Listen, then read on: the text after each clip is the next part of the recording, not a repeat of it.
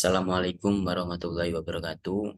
Yang terhormat Bapak Dr. Andes Haji Bejo Santoso, MT PhD, dan rekan-rekanku yang saya banggakan. Marilah kita panjatkan puji syukur kehadiran Allah Subhanahu wa taala. Sholawat serta salam kita aturkan kepada junjungan Nabi Agung Nabi besar Muhammad Shallallahu alaihi wasallam.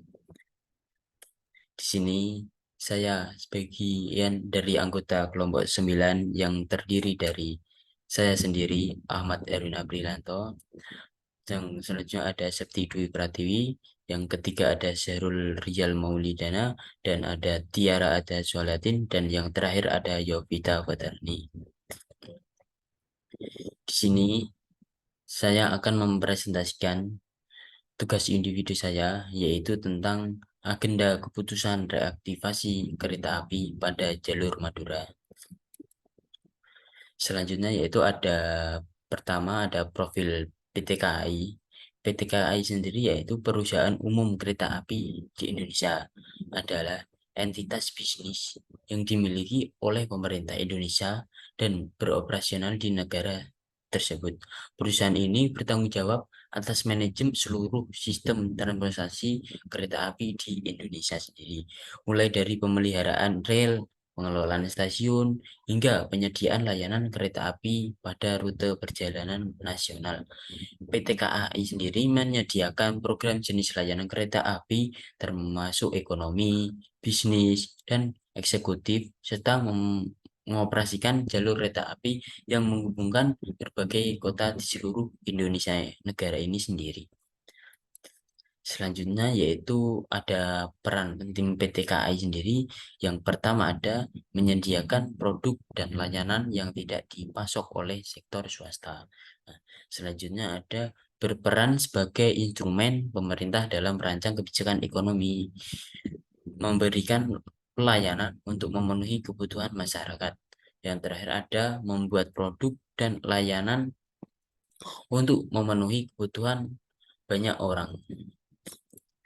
Selanjutnya ada keputusan dari Unstructure sendiri, program pembangunan jalur kereta api dalam kurung reaktivasi lintas non-operasi jalur Madura, Bangkalan, Sumeneb.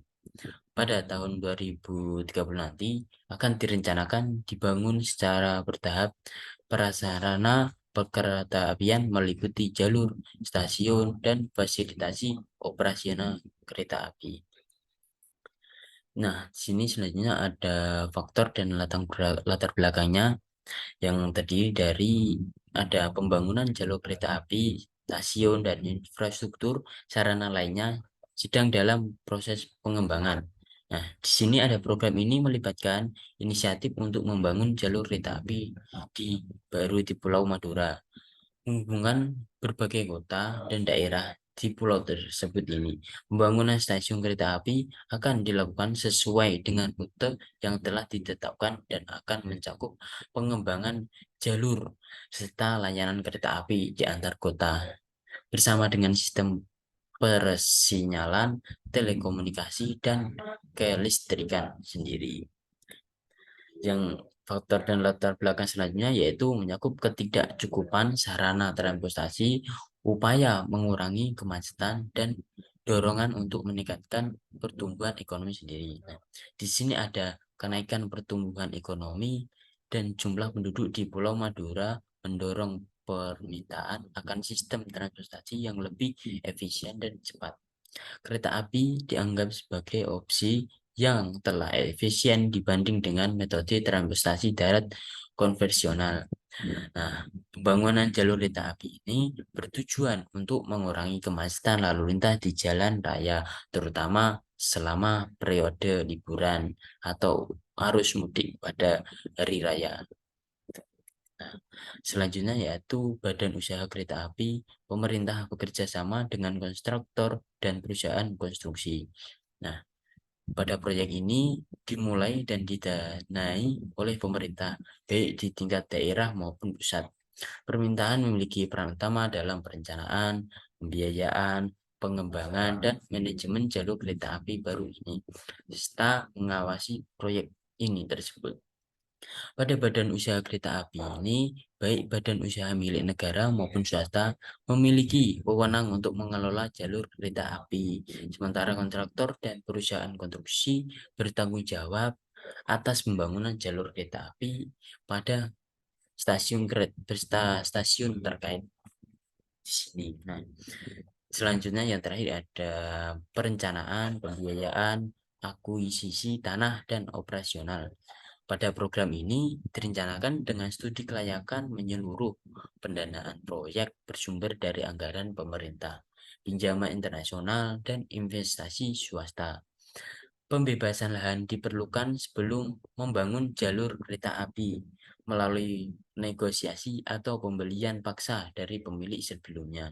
Nah, kontrak akan memulai pembangunan jalur kereta api pada stasiun termasuk pemukiman rel, fasilitas.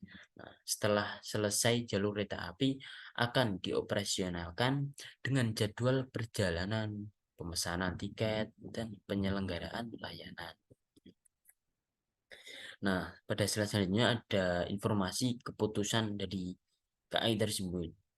Ada Provinsi Jawa Timur mengadvokasi program reaktivasi jalur kereta api Madura sebagai salah satu prioritas dalam rencana pembangunan jangka menengah nasional pada tahun 2024 sampai 2029. Nah, untuk mendukung reaktivasi ini diperlukan investasi yang signifikan terutama dari pemerintah pusat. Nah, provinsi serta kabupaten atau kota di Pulau Madura juga diharapkan berkontribusi termasuk melibatkan pihak swasta sebagai investor.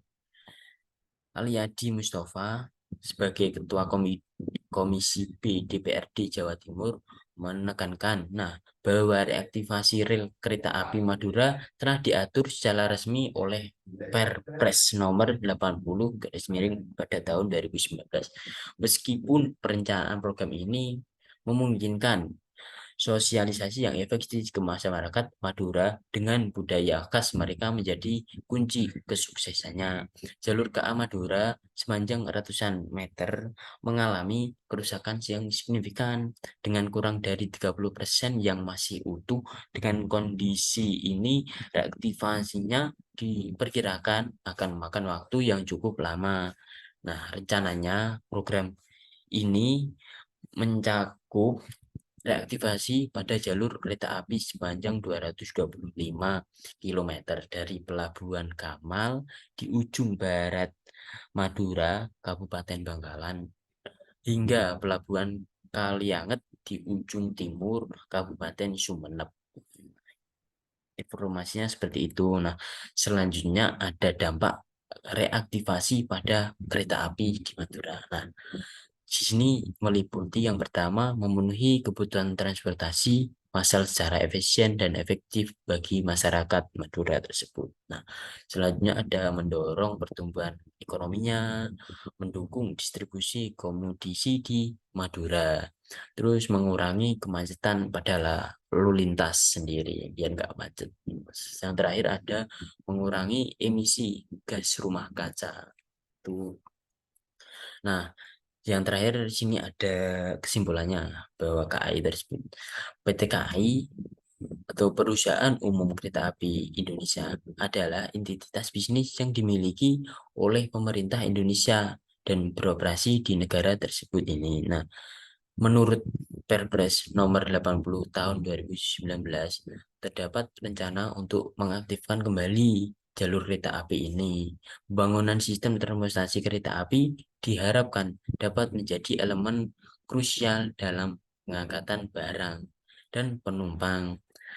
Beberapa sebagai pendorong utama pertumbuhan ekonomi di Kabupaten Bangkalan ini tersebut. Sekian dari presentasi saya. Bila ada kata atau perilaku yang kurang mengenakan, mohon maaf yang sebesar-besarnya. Wabillahi taufiq wal hidayah. Wassalamualaikum warahmatullahi wabarakatuh.